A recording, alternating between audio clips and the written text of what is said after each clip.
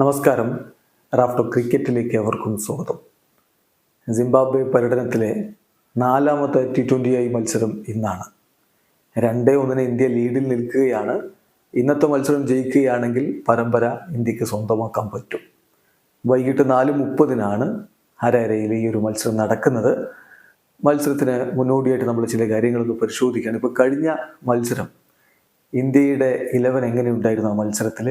Almost unbalanced ആയിട്ടുള്ള ഒരു സ്ക്വാഡാണ് എന്നുള്ളതാണ് പൊതുവെ വിലയിരുത്തപ്പെട്ടത്. 4 ഓപ്പണർമാർ ആ 11 ഉണ്ടായിരുന്നു. ഗില്ലും അതുപോലെ യശസ്വി ജയ്സ്വാളുമാണല്ലോ ഓപ്പൺ ചെയ്തത്. അതിന് മുമ്പത്തെ കളിയിൽ സെഞ്ചുറി അടിച്ച ഓപ്പണറായിരുന്ന അഭിഷേകിനെ വൺ ഡൗൺ ആക്കേണ്ടി വന്നു.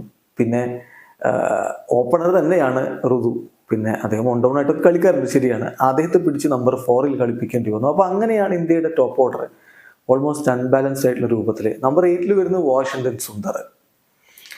ഇങ്ങനെയാണ് ബാറ്റിംഗ് ഉണ്ടായിരുന്നത്. അപ്പോൾ സ്വാഭാവികമായിട്ടും ഇത് bowling option, 5th bowling option എന്നുള്ളത് ഒരല്പം ബുദ്ധിമുട്ടുണ്ടാക്കിയിരുന്നു. അഭിഷേകും ശിവൻ ദ്യൂബയും ഒക്കെ ചേർന്നുകൊണ്ട് ബൗൾ ചെയ്യേണ്ട ഒരു സ്ഥിതിവിശേഷം അവിടെ ഉണ്ടായി. അവരുടെ കമ്പൈൻഡ് ആയിട്ടുള്ള ഓവറുകളിൽ 4 ഓവറുകളിൽ 50 റൺസ് പിറക്കുകയും ചെയ്തു. അപ്പോൾ അത് ഒരു വറിയിങ് ഫാക്ടർ തന്നെയാണ്. ഒരു ഘട്ടത്തിൽ 39-5 എന്ന നിലയിൽ നിന്ന് സിംബാബ്വെ പിന്നീട് മികച്ച രൂപത്തിൽ ബാറ്റ് ചെയ്ത് 159 എത്തി എന്നുള്ളത് ബൗളിങ്ങിനെ കുറിച്ചുള്ള ചില ചോദ്യങ്ങൾ ഉയർത്തുന്നുണ്ട്. അപ്പോൾ ഇത് പരിഹരിക്കണമെങ്കിൽ ഒരു ബാറ്ററെ ഒഴിവാക്കിയിട്ട്, ഒരു ടോപ്പ് ഓർഡർ ബാറ്ററെ ഒഴിവാക്കിയിട്ട് പകരം ഒരു ബൗളറെ കൂടി ആഡ് ചെയ്യുമോ? അതാണ് സുപ്രധാനമായിട്ടുള്ള ചോദ്യം. സിംബാബ്വെ അവരുടെ 11 മാറ്റങ്ങൾ ഉണ്ടാക്കാനുള്ള സാധ്യത വളരെ കുറവാണ്. അപ്പം അതൊഴികെ ഇപ്പോൾ ഒരു താരത്തിൻ്റെ കാര്യത്തിൽ മാത്രമാണ് ചെറിയ ചില സംശയങ്ങളുള്ളത്. അതൊഴികെ ബാക്കിയൊക്കെ സിംബാബ്വെ കഴിഞ്ഞ കളിയിലെ പോലെ തന്നെ കളിക്കാൻ തന്നെയാണ് സാധ്യത.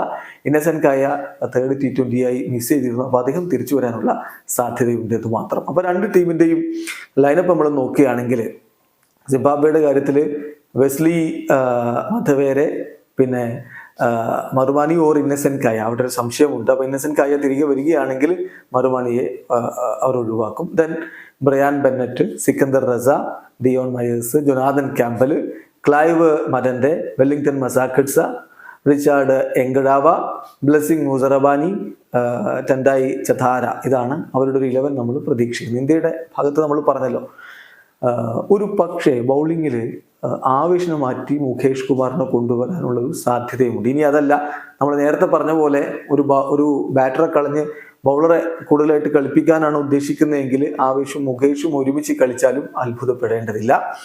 അപ്പോൾ ഇന്ത്യയുടെ ഒരു പോസിബിൾ 11 ഒരു പക്ഷെ കഴിഞ്ഞ കളിയിലെ പോലെ തന്നെ 4 ഓപ്പണർമാരായിട്ടുള്ളവരെ ഒരുമിച്ച് സ്ക്വാഡിൽ നിലനിർത്താനുള്ള സാധ്യതയുണ്ട്. അത് നമുക്ക് തള്ളിക്കളയാൻ പറ്റില്ല. അങ്ങനെയാണ് ഈ ഒരു ഇന്ത്യയുടെ സ്ക്വാഡ് ഉള്ളത്. So Abhishek Sharma, Shubman Gill, Yashasvi Jaiswal, Ruturaj Gaikwad, then Shivam Dube, Sanju Samson, Rinku Singh, Washington Sundar, Ravi Bishnoi, Avesh Khan or Mukesh Kumar, then Khaleel Ahmed. ഇങ്ങനെയുള്ള ഒരു 11 ആണ് നമ്മൾ പ്രതീക്ഷിക്കുന്നത്. പിന്നെ ഈ ഹരാരയിലെ പിച്ച് 2 പേസ്ഡ് ആണ്, അതുപോലെ വേരിയബിൾ ബൗൺസ് ഉണ്ട് എന്നൊക്കെയുള്ള പരാതി പലപ്പോഴായിട്ട് നമ്മൾ കേൾക്കുന്നതാണ്. അത് അതുപോലെ തന്നെ തുടരും എന്നാണ് പ്രതീക്ഷിക്കുന്നത്. നല്ലൊരു പ്ലസന്റ് ആയിട്ടുള്ള ഒരു അറ്റ്മോസ്ഫിയർ ആണ്, ഒരു അന്തരീക്ഷമാണ് പ്രതീക്ഷിക്കുന്നത്. സോ കാലാവസ്ഥയുടെ മറ്റു പ്രശ്നങ്ങളൊന്നുമില്ല. ലോ 20 ഡിഗ്രിയിലായിരിക്കും അവിടുത്തെ ചൂട് എന്നുള്ള ടെമ്പറേച്ചർ എന്നുള്ള വാർത്തകൾ കൂടി വരുന്നുണ്ട്. No forecast for rain. So മികച്ചൊരു മത്സരം കാണാൻ കഴിയുമെന്നുള്ള പ്രതീക്ഷയിലാണ്. ഇവിടെ അവസാനിക്കുന്നു. ക്രിക്കറ്റ് ലോകത്തെ കൂടുതൽ വിശേഷങ്ങളുമായി റാഫ്റ്റോ എപ്പിസോഡ് എത്താം.